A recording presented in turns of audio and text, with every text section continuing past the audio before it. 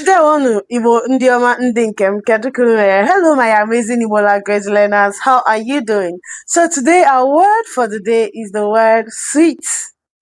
Sweet. Think about that favorite food you enjoy eating. What is that feeling you have after eating it? Or what is that thing that draws you to that your favorite food? Is the fact that the food is delicious and sweet. So the word we are going to be looking at today is the word sweet, which is in Igbo as oto. It is known in Igbo as oto. Let's say it together. Oto. Very simple. No stress. Oto.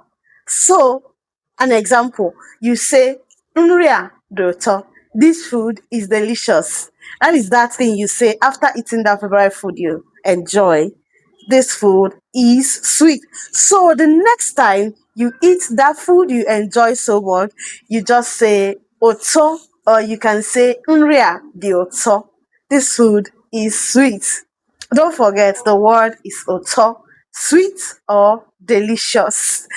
See you again tomorrow. Don't forget to practice and don't forget to like, share, subscribe, and turn on your notification button. Please like the video so that it can reach other people. See you tomorrow. Kemesia.